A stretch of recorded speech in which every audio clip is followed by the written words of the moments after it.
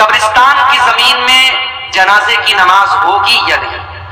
اگر وہ جگہ قبرستان کے لیے خاص ہے، اگر وہ جگہ قبرستان کے لیے خاص ہے لیکن جہاں پہ آپ نماز پڑھ رہے وہاں پہ کوئی قبر نہیں ہے تب تو نماز ہو جائے گی. لیکن اگر جہاں پہ آپ جنازے کی نماز پڑھ رہے وہاں پر قبریں ہیں، قبروں کے بیچ میں آپ جنازے کی نماز پڑھ رہے ہیں، قبر کے اوپر کھڑے ہو کے پڑھ رہے ہیں، تو یہ پھر مناسب نہیں ہے، اس لیے کہ قبر کے اوپر کھڑے ہو کر کے نماز پڑھنے سے یا قبرستان پر نماز پڑھنے سے اللہ کے رسول صلی اللہ علیہ وسلم نے منع کیا ہے. اللہ کے نبی مرد اور عورت کی جنازے کی نماز الگ الگ جگہ پڑھاتے تھے یا نہیں؟ ایسی کوئی دلیل نہیں ہے، ایسی کوئی دلیل نہیں ہے کہ مرد کے جنازے کی نماز الگ جگہ پڑھاتے تھے، عورت کے جنازے کی نماز الگ جگہ پڑھاتے تھے. ہاں، جب جنازہ آتا تھا اگر مرد کا جنازہ ہوتا تھا تو اللہ کے نبی سر کے پاس کھڑے ہوتے تھے، اگر عورت کا جنازہ ہوتا تھا تو بیچ میں اس کی کمر کے پاس کھڑے. مرد اور عورت کے جنازے میں نبی کے کھڑے ہونے کا طریقہ الگ تھا، لیکن جنازہ کی نماز پڑھانے کی جو جگہ تھی وہ ایک ہی تھی، الگ الگ ہونے کی میرے علم میں کوئی دلیل نہیں. دوسروں کی زمین میں نماز پڑھنا بنا پوچھے کیسا ہے؟ دیکھیے، اگر آپ کسی کے مکان میں آپ نے نماز پڑھ لیا تو نماز تو قبول ہو جائے گی، لیکن یہ ہوتا ہے کہ اگر کسی کے گھر میں آپ نماز پڑھ رہے تو اس کی اجازت ہونی چاہیے. لیکن اگر یہ معلوم ہے کہ بھئی وہ اجازت نہیں دے گا تو نہیں پڑھنا چاہیے، لیکن اگر آپ پڑھ لیں تو نماز ہو جائے گی. ہاں، کسی کی زمین پر ناجائز قبضہ کر کے اگر آپ اس میں نماز پڑھیں تو اس کے بارے میں علماء کا اختلاف ہے کہ اگر بے ایمانی کی زمین ہے، ناجائز قبضہ کر کے کوئی زمین ہم نے ایکوائر کی، اس پر ہم نماز پڑھتے ہیں تو نماز ہوگی کہ نہیں؟ تو بہت سارے علماء کا کہنا ہے کہ نماز تو ہو جائے گی مگر گناہ ہو، انسان گنہگار ہوگا کیونکہ وہ زمین ناجائز ہے. اور بہت سارے علماء کا کہنا ہے کہ نماز نہیں ہوگی. تو وہ ایک اختلافی مسئلہ ہے، لیکن بہرحال کسی دوسرے کی زمین پر آپ بغیر پوچھے بھی نماز پڑھ سکتے ہیں، لیکن پوچھ کے پڑھا جائے تو زیادہ بہتر ہے. قسطوں پر خود بھی خریدنا کیسا ہے؟ بہت اہم سوال ہے. آج کے زمانے میں قسطوں پر بہت ساری چیزیں خریدی جا رہی ہیں. ایک سامان 10,000 روپے کا ہے، مان لیجئے کہ موبائل 10,000 روپے کا ہے، آپ نے قسط پر خریدا، موبائل والے نے کہا کہ ہم یہ 12,000 کا آپ کو دیں گے.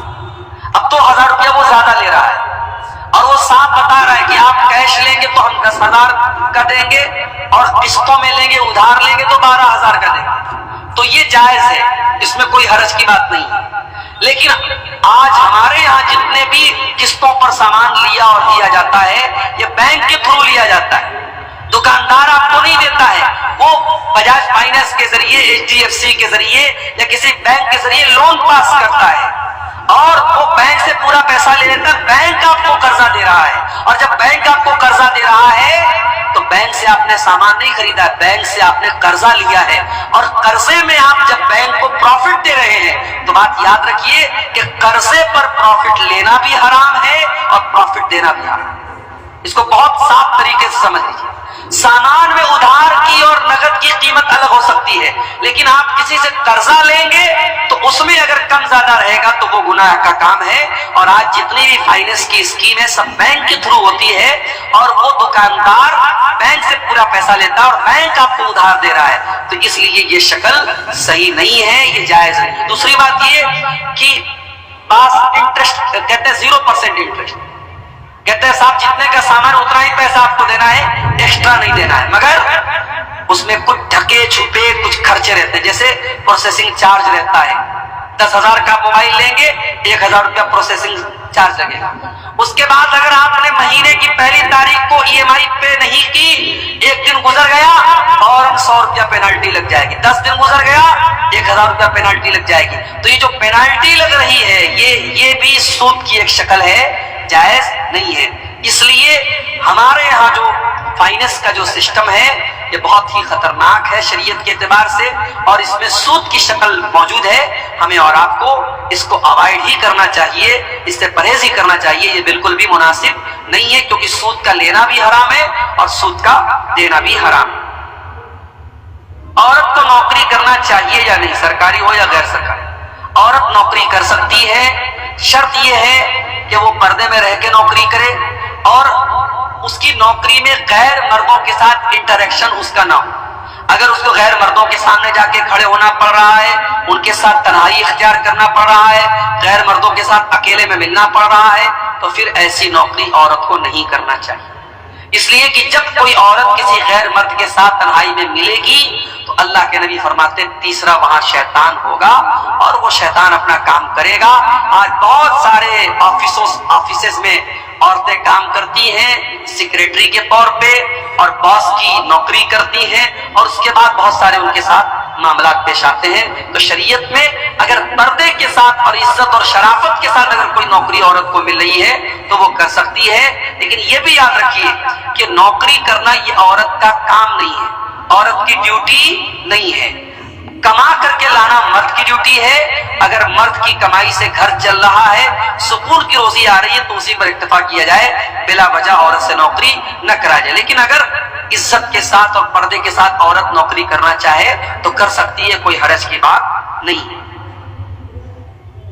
ٹھیکے پر زمین لینا اور سالانہ کچھ کیا لکھا ہے کٹوتی کرنا، کیا مطلب ہے؟ ٹھیکے پر زمین لینے کا کیا مطلب ہے؟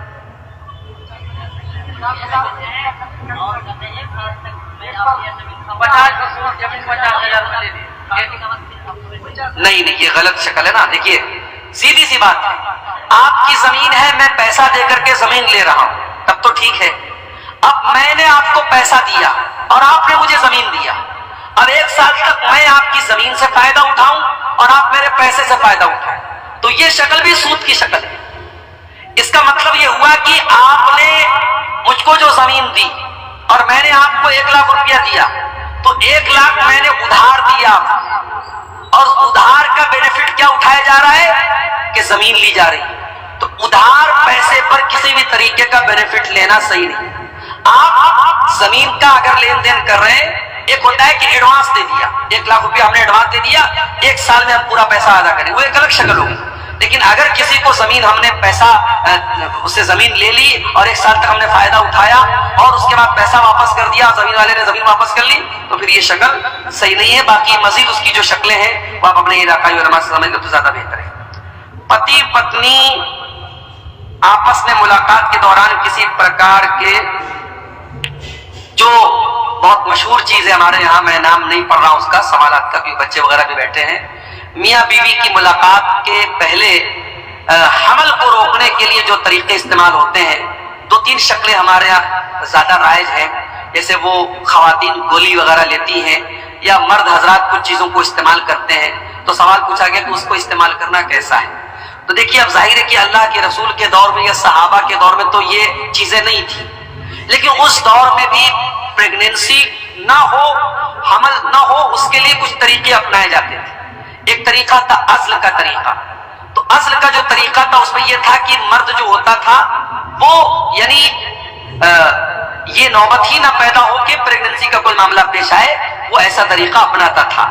تو اللہ کے نبی صلی اللہ علیہ وسلم نے اس کو حرام کرا، آپ نے کہا بچو تو بہتر ہے، لیکن آپ نے حرام قرار نہیں دیا۔ تو اسی لیے علماء کا یہ کہنا ہے کہ اگر اس طریقے کی احتیاطی تدابیر اگر استعمال کی جائیں، اور وہ بھی اس وجہ سے کہ بھی بچہ چھوٹا ہے، اگلا بچہ اگر پیدا ہوگا تو اس بچے کے دودھ وغیرہ پینے پر یا اس کی پرورش پر مسئلہ آئے گا، تو اس سوچ کے ساتھ اگر وہ ان چیزوں کو استعمال کرتا ہے تو اس کی گنجائش بنتی ہے۔ لیکن ہاں صرف اس ڈر سے کہ پیدا ہو جائے گا تو ہم کہاں سے کھلائیں گے، یا کوئی ایسا طریقہ اپنانا کہ پرماننٹ حمل نہ ہو، یا نسبندی کرا لینا، یا اس طریقے کا کوئی آپریشن کرا لینا کہ آئندہ اولاد نہ ہو بنا کسی مجبوری کے، تو یہ ٹھیک نہیں ہے، یہ مناسب نہیں ہے۔ یا اسی طریقے سے اگر حمل ٹھہر گیا، حمل کے ٹھہرنے کے بعد کوئی دوا کھلا کر کے حمل کو ضائع کرنا، یہ ساری شکلیں حرام ہیں، ان سب سے ہمیں پرہیز کرنا چاہیے اور بچنا چاہیے۔ جب علماء جہیز لیتے ہیں تو عام آدمی کو کیوں منع کرتے ہیں؟ بہت اچھا سوال ہے۔ علماء اگر جہیز لیتے ہیں تو کیا وہ عام آدمی کو منع نہیں کر سکتے؟ اگر عالم کا کام تقریر کرنا ہے، بیان کرنا ہے، اور جب وہ شادی کا مسئلہ بیان کرے گا تو کیا اس وجہ سے کہ اس نے کبھی جہیز لیا تھا کیا وہ اس کو جائز قرار دے دے؟ نہیں۔ دیکھیے جو چیز غلط ہے عالم کے کرنے سے وہ صحیح نہیں ہو جائے گی۔ اور آپ اللہ تعالیٰ کیا یہ جواب نہیں دے سکتے کہ وہ ہمارے محلے کے تو مولانا صاحب کرتے تھے، مولانا صاحب کے کوئی کام کرنے سے وہ کام صحیح نہیں ہو جائے گا. صحیح اور غلط کا معیار قرآن اور حدیث ہے, صحیح اور غلط کا معیار دلیل ہے. اگر دلیل کی روشنی میں جہیز لینا غلط ہے, جہیز کا لین دین غلط ہے تو غلط ہے. اگر عالم نے لیا ہے, عالم اللہ تعالیٰ کیا اس کا حساب دے گا. اب سوال یہ کہ عالم کیوں منع کرتے ہیں, تو آپ کیا چاہتے ہیں کہ ایک تو اس نے لیا ہے, ایک غلط کام کیا, آپ منع بھی نہ کرے, دوسرا غلط کام کرے, تو ڈبل غلط کام اس سے مت کروائیے. اگر کوئی لے رہا ہے, دے رہا ہے, تو وہ غلط ہے, اور اس کے لینے دینے کی وجہ سے وہ صحیح نہیں ہو جائے گا. مولانا صاحب, اگر ہم لڑکیاں رخصت کی حالت میں رہتے ہیں تو قرآن انپارا چھو کر پڑھ سکتے ہیں, تو نہیں تو دوسری کتاب میں وہی صورت اور آیت رہتی تو اس کو کیوں چھوتے ہیں؟ دیکھیے, بہت اچھا سوال ہے کہ جب عورتیں پیریڈ میں ہوں, تو اب ایک سوال یہ ہے کہ پیریڈ کی حالت میں عورت قرآن کو چھو سکتی ہے یا نہیں. ایک مسئلہ یہ کہ قرآن کو چھو سکتی ہے یا نہیں, اور ایک مسئلہ کہ کوئی کتاب ہے, کوئی رسالہ ہے, کوئی میگزین ہے, اس میں قرآن لکھا ہوا ہے, اس میں آیت لکھی ہوئی, اس کو چھو سکتی ہے کہ نہیں. تو دیکھیے, جو حکم قرآن کا ہے وہی حکم اس میگزین اور رسالے کا نہیں ہو سکتا ہے. اس لیے کہ آپ دیکھیے کہ اللہ کے نبی صلی اللہ علیہ وسلم نے بادشاہوں کو لیٹر لکھا, اور اس میں بسم اللہ الرحمن الرحیم بھی لکھا, قرآن کی آیت بھی لکھی, اور بادشاہ لوگ ظاہر کافر تھے, ان کے ہاتھ میں وہ لیٹر گیا, اس کا مطلب کہ ایک ضرورت کے تحت وہ لیٹر ان کو دیا گیا. تو عورت اگر قرآن کو چھو رہی ہے اور کسی کتاب کو چھو رہی ہے, دونوں برابر نہیں ہے. ایک بات. دوسری بات یہ کہ پیریڈ کی حالت میں عورت اگر دستانے کے ذریعے یا دوپٹے کے ذریعے قرآن کو چھوئے تو بہتر ہے, ڈائریکٹ نہ چھوئے. لیکن اگر موبائل وغیرہ میں قرآن پڑھنا چاہے تو پڑھ سکتی ہے, یا بغیر چھوئے پڑھنا چاہے تو پڑھ سکتی ہے. کوئی عورت قرآن کی حافظہ ہے, اگر پیریڈ میں وہ قرآن پڑھ رہی ہے, کوئی حرج کی بات نہیں, پڑھنا منع نہیں ہے. چھونے کے بارے میں بعض حدیثیں ایسی کہ چھونا صحیح نہیں ہے, تو چھونے کے لیے وہ دوپٹہ یا دستانہ وغیرہ استعمال کرے. اور تو رسالہ اور جو میگزین وغیرہ ہے اس کو پڑھ سکتی ہے, اس میں کوئی حرج کی بات نہیں, اس کا حکم وہ نہیں ہے جو قرآن کو. مولانا صاحب, کیا ہم لوگ گوبر سے گھر پوچھ سکتے ہیں؟ دیکھیے, گوبر ایک گندگی کی چیز ہے, گوبر ایک گندگی کی چیز ہے, اور اسی لیے حدیث میں گوبر سے استنجا کرنے سے منع کیا گیا. گوبر کے بارے میں کچھ حدیثوں میں یہ بھی آیا ہے کہ وہ جنات کی خوراک ہے, تو اس لیے اس کو گھر وغیرہ میں اس کو پوچھنے وغیرہ میں استعمال کرنا مناسب تو نہیں معلوم ہوتا ہے, لیکن ہم اس کو حرام اور ناجائز تو نہیں کہہ سکتے. اس کے بارے میں بھی آپ اپنے علاقائی علماء سے جو ان حالات کو زیادہ بہتر سمجھتے ہیں ان سے آپ رابطہ کریں تو زیادہ بہتر ہے. واللہ اعلم بالصواب.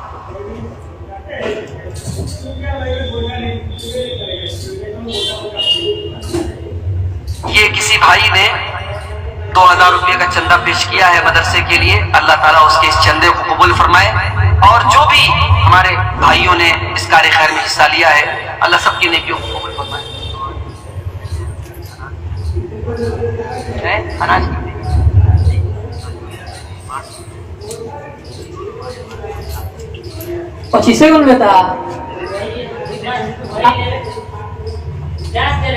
انہوں نے یہ سوال کر رہے بھائی صاحب کہ اگر ہم اپنے اناج کی جو زکوٰۃ ہے وہ زکوٰۃ نکال چکے, اب اس کے بعد کوئی مدرسے والا آ رہا ہے اور اگر وہ مانگ رہا ہے تو اس کو کچھ دے سکتے ہیں کہ نہیں, پوچھ رہے ہیں؟ ہاں, دیکھیے, آپ نے جب زکوٰۃ نکال دی, آپ کے کھیت میں اتنا اناج پیدا ہوتا ہے, آپ نے اس کو کیلکولیٹ کر لیا کہ میرے اوپر اتنی زکوٰۃ فرض ہے, اتنا دھان آپ نے اللہ کی راہ میں دے دیا. اب اس سے زیادہ آپ کو دینا ضروری نہیں ہے. اب کوئی مدرسے والا آیا تو آپ صدقہ کے طور پہ, دان کے طور پہ اس کو کچھ دے دیے تو وہ اس پر آپ کو ثواب ملے گا, لیکن وہ فرض نہیں ہے. فرض اتنا ہی ہے جتنا آپ کے اوپر زکوٰۃ کرتی ہے. دیکھیں, ایک سوال بہت اچھا سوال آیا ہے, بہت ہی اہم سوال ہے اس دور کا, کہ مولانا صاحب کیا لڑکا لڑکی پیار کر سکتے ہیں یا نہیں. یہ سوال جو ہے ہمارے نوجوانوں کا فیوریٹ سوال ہے کہ لڑکا لڑکی پیار کر سکتے ہیں یا نہیں. تو بھائی, لڑکا لڑکی بالکل پیار کر سکتے ہیں, لائسنس حاصل کرنے کے بعد پیار کر سکتے ہیں, اور وہ لائسنس ہے نکاح کا. نکاح کے پہلے پیار اسلام میں نہیں, ٹھیک ہے. اگر بائی چانس اگر کسی لڑکی کی, ابھی ہمارے یہاں بے پردگی کا دور ہے, اسلام میں تو بے پردگی جائز نہیں ہے, تو اس بے پردگی کے دور میں کسی لڑکی پر نظر پڑ گئی اور اس لڑکی کی خوبصورتی پر کسی لڑکے کا دل آ گیا, اب وہ کیا کرے؟ ہمارے یہاں طریقہ کیا ہے, موبائل نمبر حاصل کرے, چیٹنگ کرے, باتیں کرے, اسلام کا طریقہ یہ ہے کہ اگر کسی لڑکی کے بارے میں آپ کو پتا لگا کہ وہ لڑکی خوبصورت ہے یا اچھی ہے، دیندار ہے، تو آپ پراپر چینل اپنائیے، صحیح طریقہ اپنائیے، آپ لڑکی کے ماں باپ کے پاس نکاح کا پیغام بھیجیے۔ اگر وہ نکاح کا پیغام ایکسپٹ کر لیتے ہیں، آپ نکاح کر لیجیے، نکاح کے بعد خوب پیار کیجیے۔ لیکن یہ جو ہو رہا ہے کہ صاحب کپڑا بدلنے کی طرح پیار ہو رہا ہے، صاحب صبح کو کسی اور کے ساتھ اور شام کو کسی اور کے ساتھ، آج بریک اپ ہوا، کل پیچ اپ ہوا، یہ جو نئی جنریشن میں ہو رہا ہے یہ بالکل بے حیائی ہے اور یہ حرام کاری ہے۔ اللہ ہمارے نوجوانوں کی اس سے حفاظت کرے۔ نکاح کے بعد محبت جو ہے وہ اصل محبت ہے اور اس کی اسلام میں اجازت ہے۔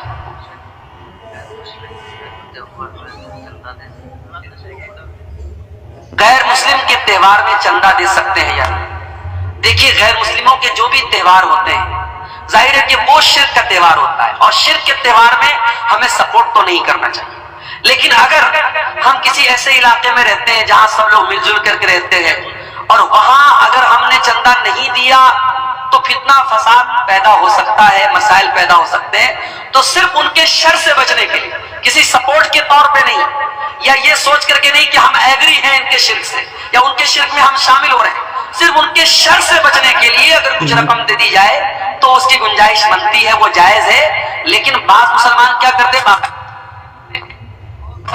ہر طریقے سے سپورٹ کرتے ہیں۔